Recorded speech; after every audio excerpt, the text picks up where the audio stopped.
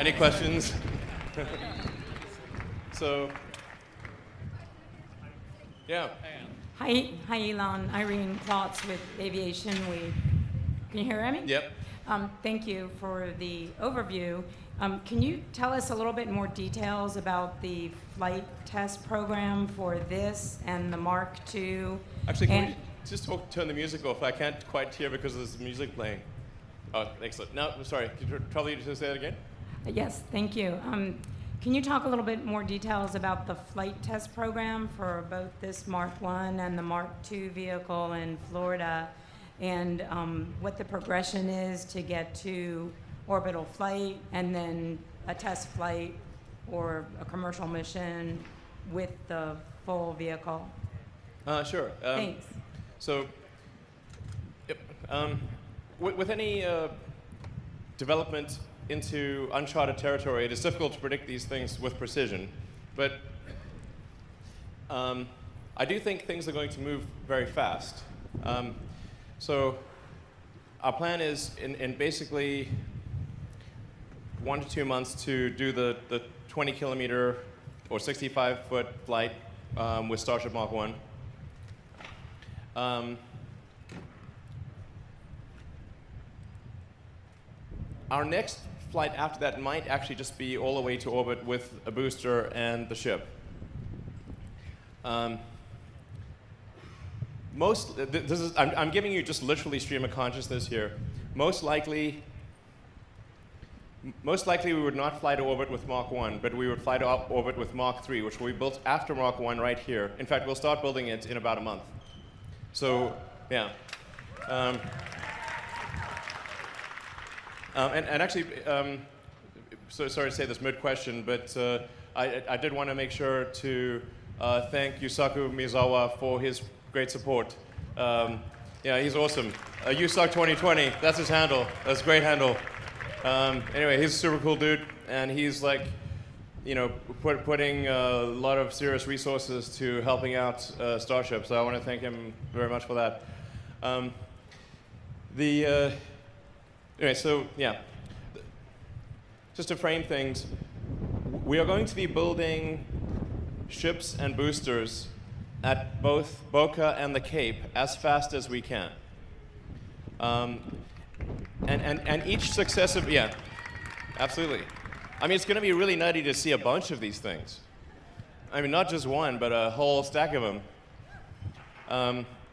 And we're improving both the design and the manufacturing method exponentially. So, for example, with the current way that we build the way that Mark I and Mark II cylindrical sections were built was in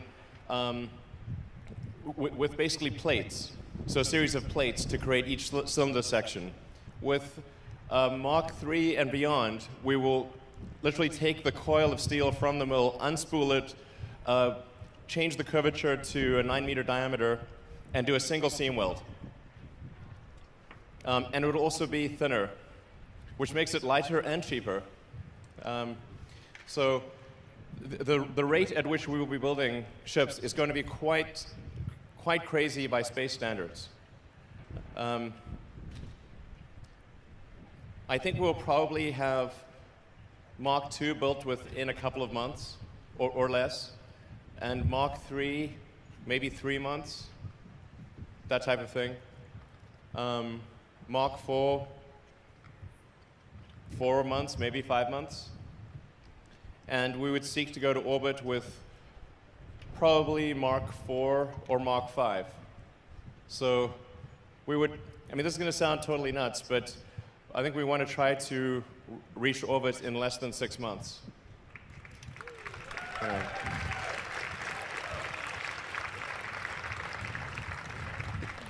mean, provided the rate of design improvement and manufacturing improvement continues to be exponential, I think that is, you know, accurate to within a few months. Yeah. Hi, Elon. My name is Steve Clark. I'm with the Brownsville Herald. Back in September 2014 at the groundbreaking, you said that the first crewed interplanetary mission could possibly leave Yes. Can you hear me? Could possibly leave from Boca Chica. Do you think that's still the case?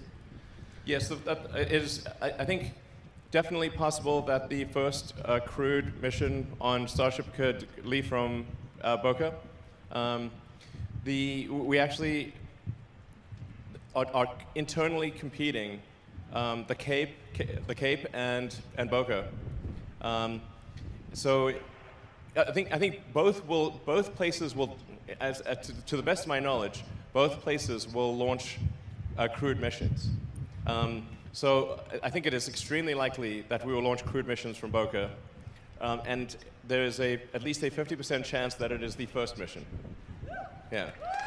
Thank you very much. Hey Elon, Tim Dodd, the Everyday Astronaut. Hey, How are you? How's it going? Good. Yeah, Good. You have great questions online. Thanks, you have Yeah. great answers. Yeah, welcome. So that belly flop to tail down maneuver, I Yeah. mean, that's something to see. Is that first one, this one right here, 20 kilometers, is it gonna come in that hot and do that flip that fast Yeah. right here, or is it gonna be out on the drone ship? Like, that's No, crazy. it's basically right where Hopper took off. Yeah. That's basically where it's going to take off. Within, very close to where it's just right over there. So yeah, that maneuver that you saw, it will execute now. When we get to, I think maybe Mark 3, certainly Mark 4, I think probably that will be a good time to transition to hot gas thrusters from cold gas thrusters. So using essentially compressed nitrogen gas as the cold gas thruster is a pretty low ISP, sort of 60, 70 if you're very lucky, but very closer to 60. With methox thruster, you can get, without really even trying hard, 300 ISP. Even if you just foam cool the walls, without even regen cooling. If you regen cool it, 350, no problem, 360 even. So you're talking about something that's then 5 or 6 times the mass efficiency of the nitrogen thrusters that are on Mach 1.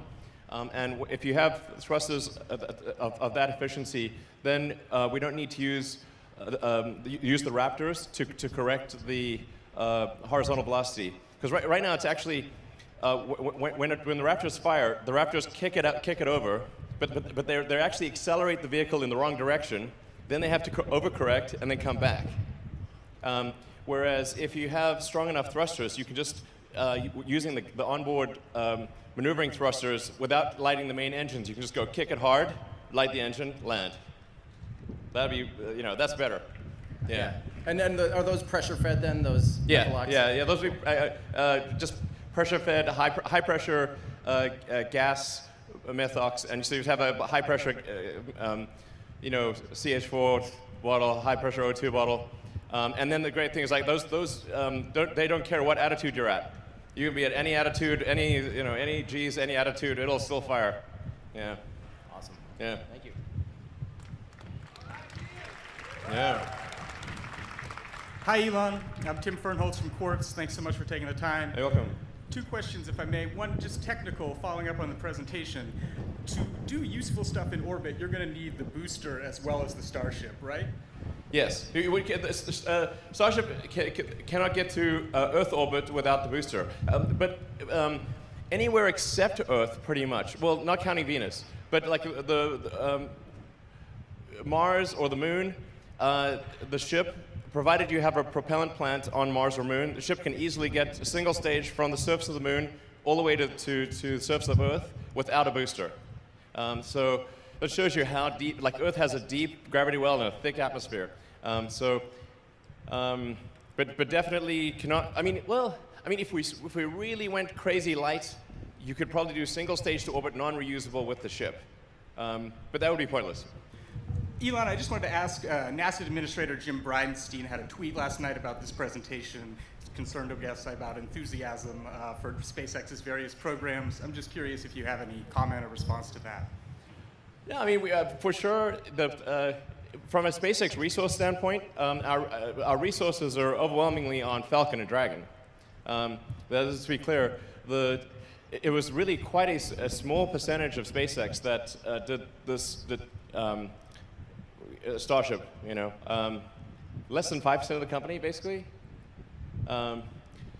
The really hard part that requires a lot of resources is optimizing something past the initial prototype phase and bringing it into volume production. So yeah, to be clear, like the vast majority of our resources are on Dragon and Falcon, especially Crew Dragon. Thank you. Yeah. Hey, Elon. Chris Gebhardt with NASA Spaceflight. How do you guys envision keeping the methane and oxygen inside the tanks from boiling off in any significant quantity during a multi-month interplanetary trip to Mars? And on a more Earth-grounded question, what's your contamination mitigation strategy since these things are being built outside in the elements and not in a factory?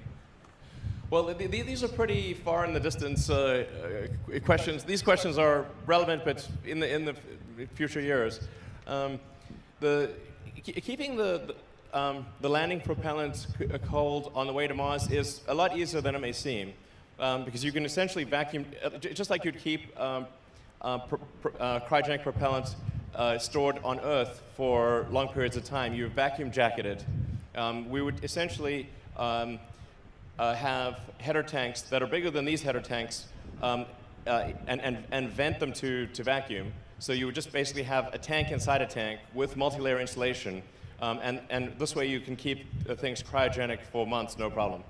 It requires very little energy to. You don't even really need to worry about boil-off. You could apply some energy to cryo-cool it, but you don't really need to. You'd have a tiny amount of boil-off. You know, in vacuum, things are kind of weird. They're not like on Earth because you have no convective cooling, really, in 0G. So you actually have, the sun side of your rocket is very hot, and the not sun side of your rocket is at 3 degrees Kelvin. So it's super cold. So you just like keep your cold stuff on the cold side and the hot stuff on the hot side, and this is not a problem to manage. You know, for the long-term stuff for sort of what's called contamination of Mars, you know, I think this concern, first of all, we'll do everything we can to mitigate it, obviously. But at the end of the day, if you're going to send people to Mars, that's a pretty big contaminant, you know. But I really don't think that some Earth-based bacterium is going to be able to migrate much through Mars. The thing that makes Mars very difficult is that it is both cold and has high ultraviolet. So if it was either cold or ultraviolet, you could evolve to deal with it. But the cold slows down the metabolic processes, and then the ultraviolet shreds the DNA. So you're cold and shredded. This is very difficult for things to exist on the surface of Mars, and that's why we have not found any traces of life on the surface of Mars to date. If there is any life, it'll be very deep underground, and I think very resilient. Yeah. Cool. Thank you. All right. It's also worth noting that over time, there have been meteors, there have been chunks of Earth that have been chipped off by meteors, and chunks of Mars that have been chipped off from Mars. And Earth and Mars have actually exchanged material many times over the last several hundred million years. Hey, Elon, it's Chris Davenport from the Washington Post. Hey. Curious about your vision for this area. I mean, when you drive by and you see this, it's surreal. This is surreal. Yeah, but I know your vision isn't maybe like a government launch site, like a Cape Canaveral. But what does this look like a private, operational, commercial spaceport? Yeah, I mean, it's you know, I mean, it will definitely get fancier than it currently is, you know, because the reason it's not fancier is just because it would have taken too long to build the buildings. So since it was going to take so long to build the buildings, we just built it outside. Yeah, this is like my new thing is management by rhyming. If the schedule's long, it's wrong, and if it's tight, it's right. Yeah. It works. SR-71, you know, fastest plane in history ever. You know, it's also the coolest plane ever. You know, it had no anti-missile defenses except one: accelerate. Yeah. Zero. They tried to shoot it down many times. 0 successes. You just give us a quick sense of what you think this area will look like in, say, 10 years when you are flying crews? Oh, I think it'll be like a lot more buildings and a lot more stuff. Like way more stuff than is currently here. As you can tell, the wind is really quite vigorous. Like one of the things that I think will be quite important to have locally is propellant production. So trucking massive, thousands of tons of liquid oxygen to the site doesn't make a ton of sense. We should really produce the liquid oxygen here. And by the way, we have gaseous oxygen in the atmosphere, so we basically just need electricity. I forgot to mention, one of the things over time is, like for the propellant production on Mars will be completely renewable because we will use solar panels, pull the CO2 out of the atmosphere. Mars is a primarily CO2 atmosphere. Get the H2O, the water, from the ice. Mars has a massive amount of ice. You combine H2O and CO2, and you get CH4 and O2. There's a very long understood process of run it over a ruthenium catalyst. This is a Sabatier process to create CH4 and O2 out of CO2 and H2O. And that same system that we developed for Mars will long-term be used on Earth. So long-term, this is like, long-term we will produce the propellant for the rockets using solar power. And pull the CO2 from Earth's atmosphere, use water, combine that to create CH4 and O2 on Earth. And so the long-term outcome will be quite sustainable and renewable for Earth and Mars. Jeff Faust of Space News. You spent a lot of time this summer working with the FAA, getting approval to do a single Starhopper flight to 150 meters. Now you're talking about flying a much bigger vehicle to much higher altitudes and ultimately flying to orbit. Where are you in the FAA in terms of getting approval for that? And will those flight opportunities be able to coexist with, say, the local residents around here? Yeah, I mean, I'd say the FAA Administrator for Space has been excellent to work with. Very forward-leaning. Really, I would just like to say thanks to the FAA for their support, actually. I mean, really, there's, minimal delays related to regulatory activity, and they've been really very reasonable, and so, the support's very much appreciated. So, I think the FAA asks, good questions and wants to make sure things are safe, as do we. And so we're going to make sure that the risk to the public is extremely, vanishingly small, almost nothing, basically. So, it's the same sort of thing that we've had that we deal with on Falcon 9 and Dragon, and has gone very well, for the 17 years that SpaceX has been around. So I feel pretty optimistic about things. I don't see any fundamental obstacles. We are working with the residents of Boca Chica Village because we think over time it's going to be quite disruptive to living in Boca Chica Village because it'll end up needing to get cleared for safety a lot of times. So I'd say probably not very. There would be just not very comforting to the Boca Chica Village. I think the actual danger to Boca Chica Village is low, but it's not tiny. So therefore, we want super tiny risk. So, probably over time, better to buy out the villages, and we've made an offer to that effect. Yeah. Thank you, Elon. It's Tarek Malik from Space.com. And I was curious, with the design update here, if 100-person crew size for base flights is still kind of the target now, and how the life support... Sorry, could you talk about louder? The wind is like howling in my ear, unfortunately. Sure. Yes, with the design update here, I'm curious if the 100-person crew size target is still the main target for base crew flights, and how the life support system for that is being developed for both the initial test flights and then maybe for Mr. Miyazawa's flight too in the upcoming years. Thank you. Yeah, I think it's really, I think you could still do 100 people. Like the pressurized volume on Starship is around 1,000 cubic meters.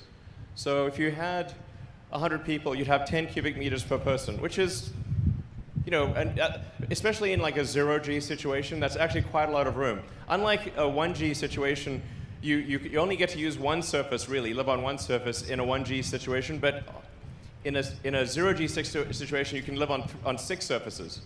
You can like all 6 sides of a cube. So things are way roomier than they may seem. And by the way, 1,000 cubic meters, I think, is close to what the space station pressurized volume is. So Starship is like basically like launching space station pressurized volume on every flight. This is quite a lot. We can make it bigger if as needed.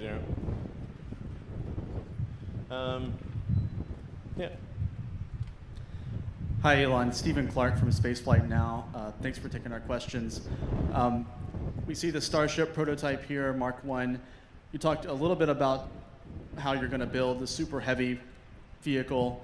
Can you update us a little bit more detail about how that development is going, where exactly it'll be built, and when we might see it on a test stand or on a pad? Sure. Yeah. Good question. So the priority is to build at least 2 Starships at each site, at Boca and the Cape, and then start building the booster.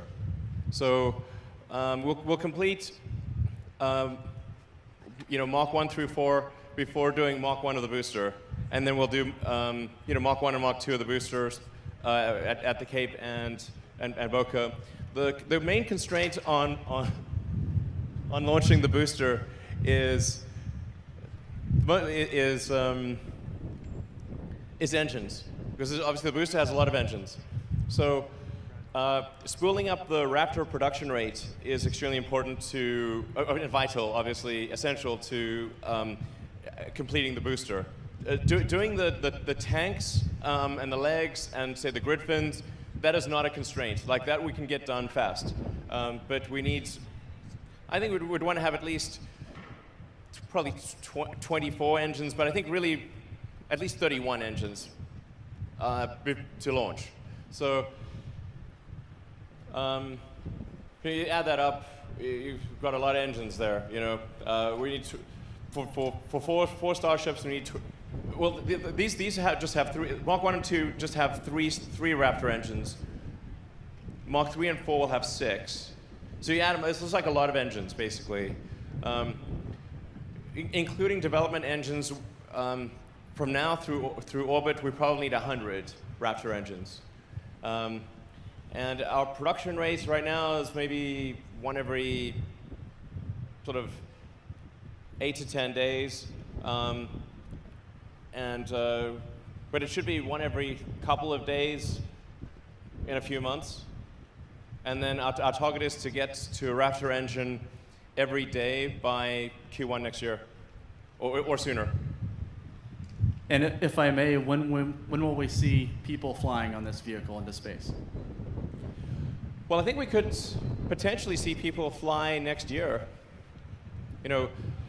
If we get to orbit in about 6 months, then we have it's designed to be a reusable rocket, so a reusable booster, reusable ship, so we can do many flights to prove out the reliability very quickly. So whereas with an expendable vehicle, you have to build, if you want to do 10 flights, let's say, to prove out the viability of an expendable vehicle, you need to build and destroy 10 vehicles.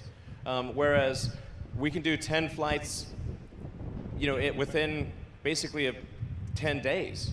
So when I say rapid reusability, I mean, you could fly it, you could fly the booster 20 times a day, you fly the ship 3 or 4 times a day. That's what I mean by reusability. And the only reason the ship, it takes more time than that, it's more time than the booster, is that you need a couple of you need 3 or 4 orbits to synchronize for the ship so that it is I don't want to get into those complicated thing of orbital dynamics and the rotation of the Earth relative to satellite. But as anyone who's knows space, the track of a satellite, unless it's an equatorial satellite, is a sinusoidal track on the Earth. Unless it's equatorial or sun synchronous. So. Launching sort of due east, you have to kind of wait for the orbits to the ground path to sync up with the launch site, and that's the only reason it really takes maybe 6 hours or something like that to sync up and land back at Boca or the Cape. One of the really interesting things to contemplate is the total mass to orbit capability of a large reusable system where you have a significant fleet in operation. If you've got something like Starship where you've got maybe 150 tons capable to orbit, and the ship can fly, is capable of, say, theoretically flying 4 times a day, but they call it like 75% uptime, so theoretical 3 times a day, 365 days a year. So that's like about 1,000 flights a year for the ship. The booster can do a lot more than that. This is obviously max theoretical. And you've got 150 tons. That's 150,000 tons to orbit per year per ship. And if you've got, say, 10 ships, you would have 1.5 million tons to orbit per year. 20 ships, you got 3 million tons orbit a year. I think the total rest of world capacity, if you take all rockets on Earth, including Falcon, the total capacity to orbit, I think, is around 200 to 300 tons currently. Total Earth capacity to orbit is about 200 to 300 tons if all rockets launched at max rate. So we're talking about something that is, with a fleet of Starships, 1,000 times more than all Earth capacity combined. All other rockets combined would be 0.1%, including ours. But you kind of need that if you're going to build a city on Mars. So it's got to be done. It's got to be done.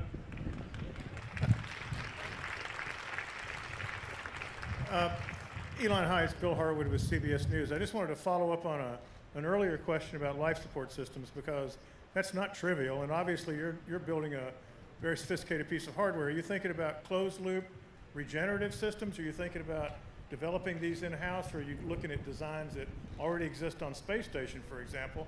And what are you shooting for initially? I know you're not going to be launching 100 people on your first flight, but what sort of a crew complement can we expect on those initial test flights, and how sophisticated does that life support system need to be?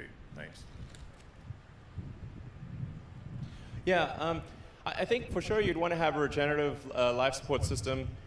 So that just means you're recycling everything. That's for sure important if you're on a several months journey to Mars and then on the surface for 18 months. Regenerative is a kind of a necessity. So I don't think it's actually super hard to do that. Relative to the spacecraft itself, the life support system is pretty straightforward. Yeah, you just got to it's pretty straightforward. You got to take out the water vapor and the CO2, convert that back to O2. It's not super hard. The early flights of Starship would not have any people on board. It would just be in automatic mode. It would only be later flights that would have people on board. So I think even the first flights to Mars, we would send at least a couple of ships, have them just land automatically before sending people. Yeah. Take about 2 more questions. Hi, Elon. Eric Berger with Ars Technica. I would just argue the X-15 was the coolest plane of all time. And my question, I guess, is, we're not really used to seeing hardware built in less than a year. Can you talk about the timeline for this vehicle? Like, when you started fabricating it and how you went so quickly on it. Thank you. Actually, I'm not sure. I think like up until October last year, we were pursuing a completely different design. So it was really, I switched the design to steel, I think, approximately maybe October last year. And then it's like, okay, so what's the fastest we can build a steel, ship in Texas? And then I think we built it in about 4 months or something, maybe 5 months. And then the ship, I think I'm not sure exactly when we started building it, but yeah, maybe about 4 months ago that we started building the ship, maybe 5. So it's been 4 or 5 months since we started building the ship from nothing, I think. Yeah, something like that. And how did you go so fast? Well, I have this mantra called, if the schedule's long, it's wrong. If it's tight, it's right. Yeah. And just basically just go recursive improvement on schedule. And say with feedback loop, did this make it go faster? Okay, if it didn't, we're going to need to fix it. If the design takes a long time to build, it's the wrong design. This is the fundamental thing. Over and over, it's like the tendency is to complicate things. And I have another thing, which is like the best part is no part. The best process is no process. It weighs nothing, costs nothing, can't go wrong. So, as obvious as that sounds, the best part is no part. Like the thing I'm most impressed with when I have the design meetings at SpaceX is, what did you undesign? Undesigning is the best thing. Just delete it. That's the best thing. Yeah. Hey Elon, Robin here from supercluster.com. My question is about potential fund synergy between SpaceX and your other projects. 1, is there a concept for a Tesla Mars rover? 2, are you going to be launching? Yeah, is there a concept already? Well, actually, the Teslas will work on Mars. If you can you can just drive them pretty much, because electric cars don't need oxygen; they don't need air. So you can just drive them around, no problem. Are you going to bring a boring machine to the moon or Mars?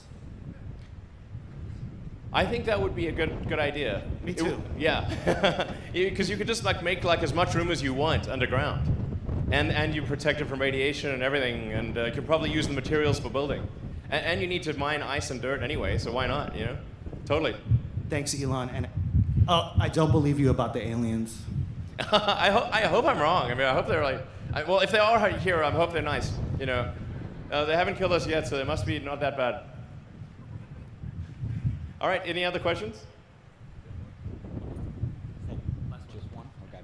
Hi, Elon. I'm Martin Avignon from the SpaceX subreddit. We've crowdsourced a few questions. It sounds like I only have time for one, but oh well.